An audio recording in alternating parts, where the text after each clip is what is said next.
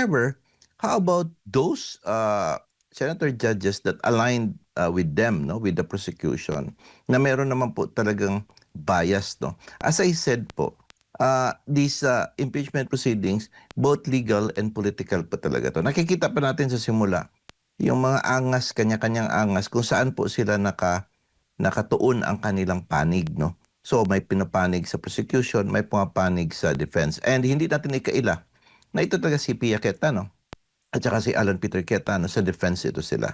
Opo. Dito naman po sa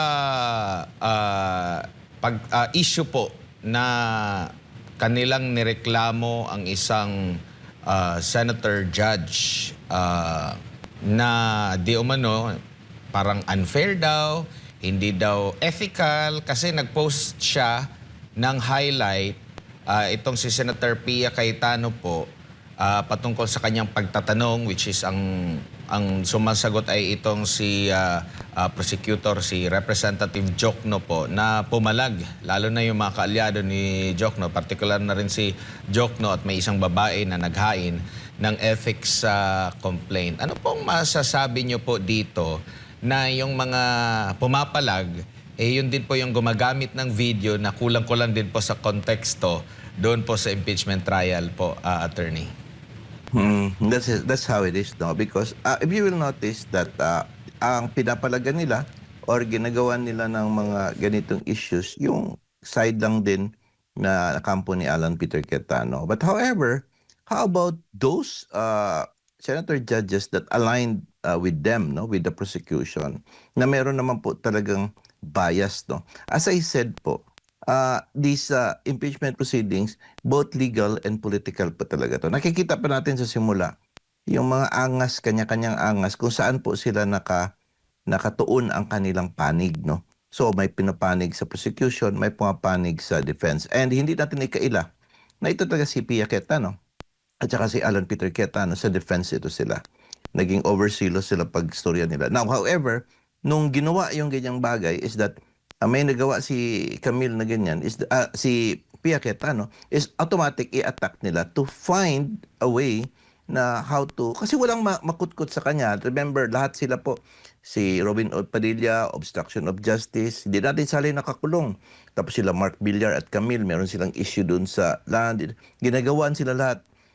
Pia has none. So ito naman kanila ethics complaint, diba, for being biased. Now take note that in impeachment proceedings, bias talaga po ang mga judges, no? And the only way that they should do is to say, we should look at this impartial even if we have political alignment, no? Kaya nga itong impeachment proceedings and rules na ito yung tingin ko na dapat tong mapalitan, no, with respect to an elected official, kasi ma-establish talaga ang political affiliation, no? So hindi maganda po. Hindi katulad ng panahon ni Corona is talaga, at saka yung iba pang mga in-impeach nila is that klaro talagang merong kasalanan. Ito kasi tinatanggal kasi nila ang second highest person as a political enemy. Wala namang ginawang kumbagang karumal-dumal na kasalanan, or wala na rin talagang ginawang kasalanan. May tuturing niyo po ba na kapareho, kapantay, o same ang pangyayari pong itong nangyari kay Pia, Senator Pia, doon sa kanyang kapatid na doon sa banta na iimbestigahan? At ngayon nga, kumbaga, naririnig na natin yung investigasyon na laban talaga sa kanya doon sa SEA Games, pati din dito sa issue po ng Taguig, na ito yung nababanggit ni Cayetano na parang pagbabanta sa mga senator judge. Alam naman natin, kapansin-pansin na talaga na sa mga minority na mga senador, talagang doon nakatutok ang mga akusasyon at mga alegasyon, mga reklamo at mga kaso po, attorney. That is true, Admar, and really it is very sad because iniisa-isa po talaga sila. And we can see talaga na the purpose is to silence, no, this senator judges na nasa minority. Though sinasabi ni presiding officer na wala namang minority majority, but nevertheless nakikita po talaga natin na nandyan pa rin, no. Ito yung isang bagay na hindi na ma-fix, no. Kasi itong mga senator judges, they are politicians and they are not robots. They will always look kung saan po yung political affiliations nila. The sad thing is that everybody is being attacked doon po sa kampo ni Alan Peter Cayetano. So later on, si Lauren Legarda naman, isa-isahin nila yan po. No? So having said that, what can we learn about this impeachment proceedings? Number one, it is more of a theater. It is a political theater talaga. At saka, pakita po ninyo na ang sinusuyo po talaga ang publiko. Because if that will resonate or ma-convert po ito to damage the reputation of Inday Sara and the next surveys will come out na bumababa ang pagtitiwala ng tao sa kanya, doon po maglilin or magtitilt po ang mga decisions ng mga ibang undecided judges. Yung mga tao na mga judges na isip na parang meron pang conscience vote. No? So, ibig sabihin po, important po talaga na sirain nila ang pangalan at pagkatao ni Inday Sara. Lahat po ng klaseng pwede nila i-paint is gagawin nila. Ito pong opinion ko na ito, it is a kind of yung parang nakikita natin because of the optics they're doing. So with this kind of optics, the ultimate purpose is not really yung magkaroon ng decision sa isang hukuman na yung sabihin nating unbiased na tribunal. Hindi po, it's more of courting the public opinion. Kasi nga, kung sa regular po yan na Admar, na korte, na talagang unbiased ang judge, yung impartial talaga, hindi pwede itong ganitong klaseng mga rhetorics and it will be decided on the merits based on evidence. Now, do you think that these people, the senator judges, will base their judgment on evidence? I think no. It will help. It may help. However, they will always resort to public opinion. Kung ano po yung tingin ng mga tao. Mga politiko ito, Admar. Opo. Balikan ko lang yung dalawang witness po mula sa Land Bank, no? Dating mga Yes. manager ng Land Bank. Kasi nandun yung agam-agam, nandun yung pagdududa. Lalo na yung pagtatanong po ni Marcos at kung totoo man, na iba yung kanilang sinabi during sa pagdinig sa kamera na wala pa itong salitang unusual. Yeah.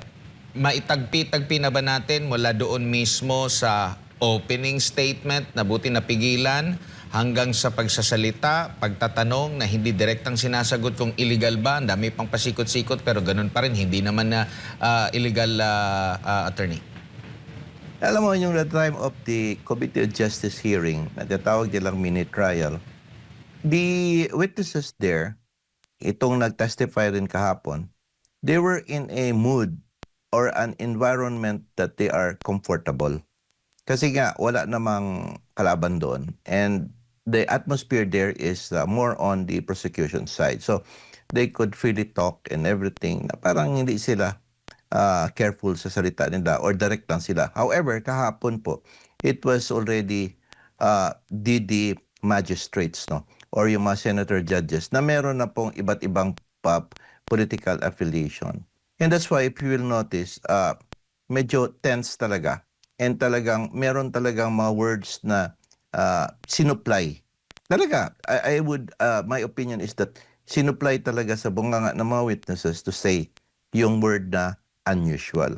Now, I think they don't want to say that, but they were forced to say it because why would it be in unison na both sila puro unusual? And if you will look at their face, no, and the way they testify, parang maldita nga na parang kung magsagot sila nga hindi na sila with your honor, yes, your honor, yung humble and everything, parang maldita silang sumagot, no?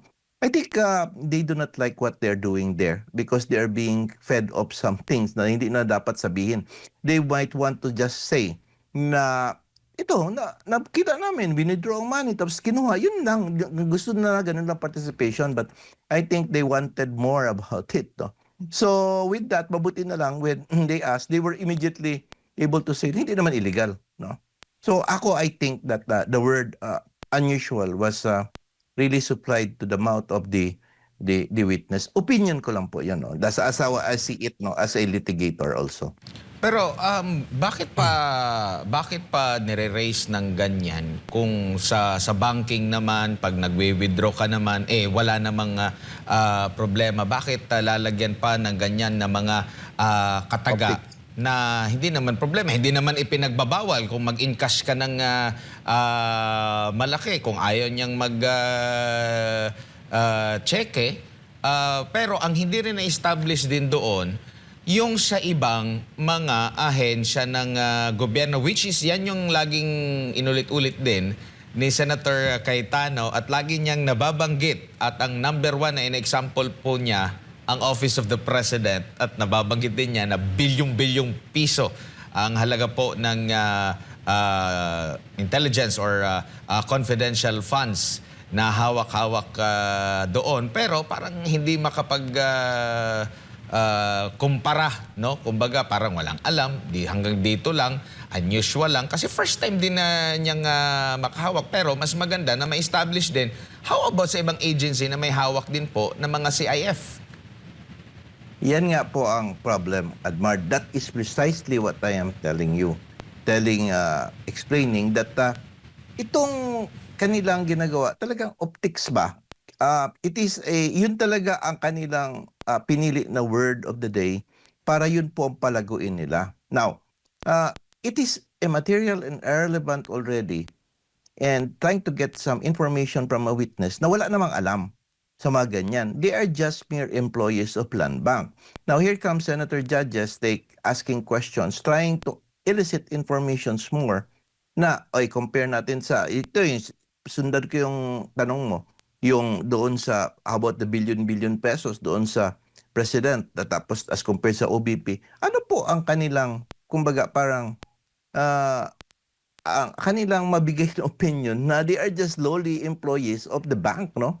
And their opinion, even if they said that, it wouldn't matter because they are not presented there for us to listen to their opinion. They are presented there so that we could see how the process of encashment was done, no?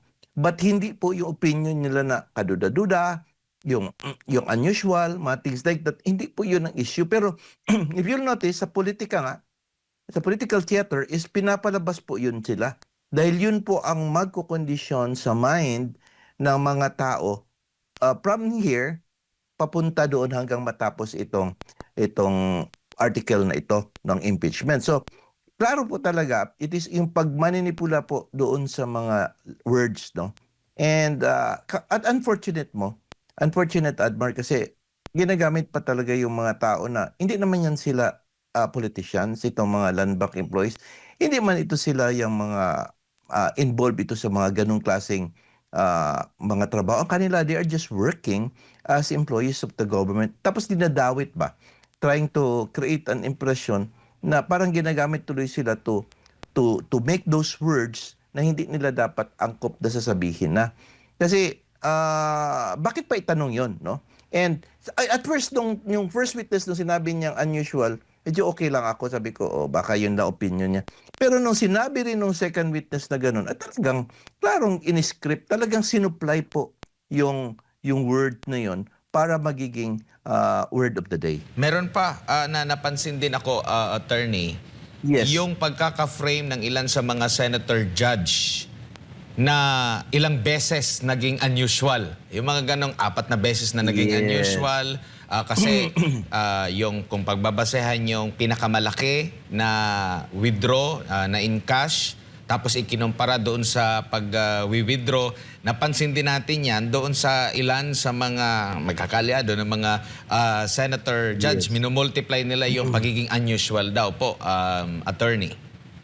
Yeah, that's the reason. Binobloat nga, pinapalaki. Just like what they did ng prosecution nung pinabloat nila yung MLC records ng 6.7 billion. Yung pala, inflow, outflow pala yan. But going back, no, doon sa mga observation natin dito sa mga senator judges, yes po, Admar, talagang they are trying to bloat it, try to paint a picture. Ito namang sa kaalyado naman ng defense, they are trying to prevent it from happening. So nakita mo, who is actually now trying to prosecute and defend? It's more, aside from the fact na mayroong prosecution and defense team, even the senator judges are trying to protect it.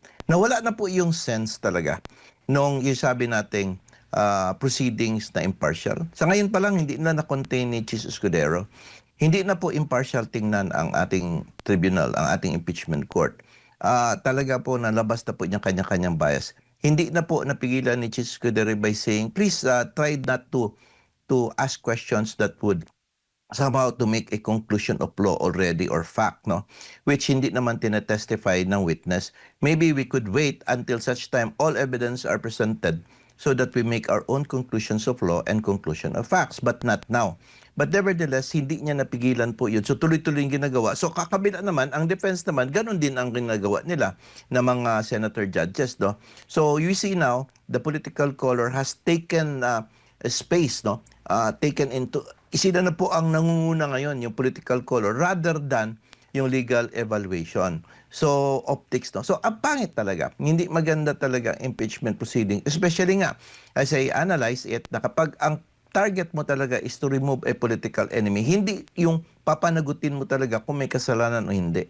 So, that is the strangest difference of all those that I've observed in this kind of proceedings po, Admar. Opo, attorney, bibili po ba kayo kung ang mismong ipatawag dyan para mag-testify ang mismong pinuno ng LBP at itanong sa kanya na unusual ba yung pag-i-encash ng ganong klaseng halaga? Kasi for sure, mas malawak yun. Mas maraming mga ahensya ng gobyerno para magkaalaman talaga. Hindi nasisingle out lang yung itong ahensya na OVP at DepEd na alam mo yung, sabi mo nga, frame na masama yung ginawa, mas maganda para pangkalahatan na makita natin kung yan lang ba ay ginagawang patakaran sa ilalim ng OVP or sa DepEd o meron din yan sa iba pang mga ahensya ng gobyerno, lalong-lalo na yung may mga confidential intelligence fund. Yes, I think I know what you're trying to imply. No? Yes, pwede naman. But I think if we will digest yung statement nung managers, I think from there, it would be enough to understand what's happening. Number one is that, siyempre, OBP, nagulat sila bakit ganun kabilisan mag-withdraw. Bakit cash? Bakit hindi check encashment? Bakit hindi online services? Wala pa man sila sa online services. Now, we know for a fact po, no, kung naka-online services na po yung mga iba't ibang ahensya ng government, including yung dito sa executive department, kung titingnan talaga natin records yan, mas malaki pa mga withdrawal through online. And they could do that. And hindi na po dadaan sa normal counter. Di ba? So, because of the online services, they can do it na gamitin nila yung kanyang digital way, no, of withdrawing or transacting with the money. Now, what happened is that a friend of mine said, bakit nga cash ang withdraw?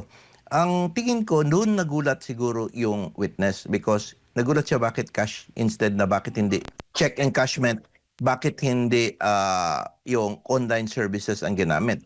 So I think yun siya ang nagulat, parang nabigla siya. But remember, no, you don't give checks to confidential informants. You don't give checks and do online services with the confidential informants kung ginagamit din sa confidential funds. Kailangan talaga po cash. Di ba? So, having said that, that is the main reason na parang ginagawa nila ngayon dahil nga bakit cash, no?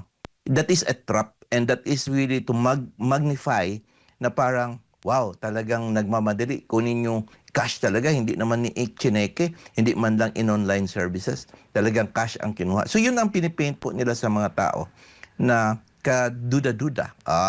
Hindi pangkaraniwan ang ginawa ng Office of the Vice President, Admar.